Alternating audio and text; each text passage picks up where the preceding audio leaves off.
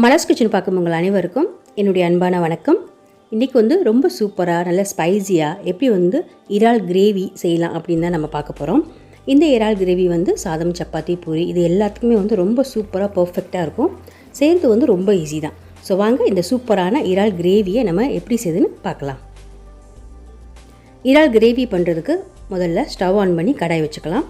இதில் ஒரு 5 table spoon அளவுக்கு எண்ணெய் கொஞ்சம் அதிகமாக தான் சேர்க்குறேன். எண்ணெய் அதிகமாக சேர்த்துட்டிங்கன்னா கிரேவி கொஞ்சம் நல்லா டேஸ்ட்டாக இருக்கும். எண்ணெய் நல்லா சூடாயிருச்சு. இப்போ இதில் 4 லவங்கம், ஒரு சின்ன துண்டு பட்டை, 2 ஏலக்காய், இவ்வளோ தான் எல்லா பொருளையும் சேர்த்துடலாம்.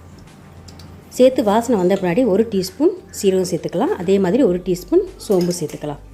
சீரகம், சோம்பு இது ரெண்டுமே நல்லா பொரிஞ்சு வாசனை வந்துருச்சு. இப்போது இதில் கட் பண்ணி வச்சுருக்க 3 பெரிய வெங்காயத்தை பொடி பொடியாக கட் பண்ணி வச்சுருக்கேன். இதை சேர்த்துக்கலாம். கிரேவிக்கு கொஞ்சம் வெங்காயம் அதிகமாக இருந்தால் நல்லா திக்காக இருக்கும், அதனால் கொஞ்சம் அதிகமாக சேர்த்துருக்கேன்.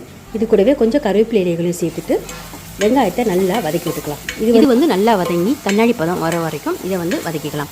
வதக்கும்போது ஸ்டவ்வை மிதமான தீயிலே வச்சு வதக்கிக்கலாம். அப்போ தான் வெங்காயம் எதுவும் அடி பிடிக்காமல் இருக்கும்.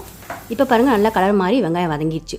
இந்த ஸ்டேஜில் அரைச்சி வச்சுருக்க இஞ்சி பூண்டு விழுது சேர்த்துக்கலாம். 2 டேபிள் ஸ்பூன் அளவுக்கு இஞ்சி பூண்டு விழுது சேர்க்குறேன். இதையும் நல்லா வதக்கி விட்டுக்கலாம். இஞ்சி பூண்டு விழுது நல்லா வதங்கி இப்போ பச்சை வாசனை போயிடுச்சு. அடுத்ததாக இதில் கட் பண்ணி வச்சுருக்க 2 தக்காளி பழம், நல்லா பழுத்த தக்காளியாக மீடியம் சைஸ் அளவுக்கு தக்காளியாக சேர்க்குறேன். தக்காளியும் நல்லா வதக்கி விட்டுக்கலாம். இப்போ பாருங்கள், தக்காளி நல்லா மசிய வதக்கியாச்சு.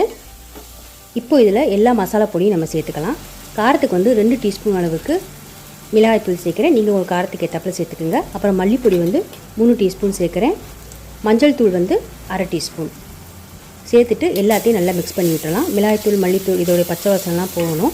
அதனால் இந்த எண்ணெயில் நல்லா வதக்கிக்கலாம். வதக்கும்போது ஸ்டவ்வை சிம்லேயே வச்சுக்கலாம். எல்லாத்தையும் இப்போ நல்லா மிக்ஸ் பண்ணியாச்சு. இதில் ஒரு 1/2 கப் அளவுக்கு தண்ணி சேர்த்து நல்லா வதக்கிக்கலாம். அப்போ தான் அடி பிடிக்காமல் இருக்கும். இது நல்லா வதங்கி கொஞ்சம் திக்காக வரட்டும், எண்ணெயெல்லாம் தெளிஞ்சு மேலே வரட்டும். இப்போ பாருங்கள், ஊற்றின தண்ணியெலாம் நல்லா அப்சர்வ் பண்ணிடுச்சு, திக்காக வந்துடுச்சு. எண்ணெயும் லைட்டாக மேலே தெளிஞ்சு வந்துடுச்சு. இந்த ஸ்டேஜில் நம்ம சுத்தம் பண்ணி வச்சுருக்க இறால் எல்லாத்தையும் சேர்த்துக்கலாம். இறால் கிரேவி பண்ணுறதுக்கு நான் இன்றைக்கி 1 கிலோ இறால் எடுத்து இறாலில் உள்ள ஸ்கின்னெல்லாம் நல்லா ரிமூவ் பண்ணிவிட்டு 3 தடவை தண்ணியில் வாஷ் பண்ணி இதில் சேர்க்குறேன். இப்போ எல்லா இறாலும் சேர்த்தாச்சு.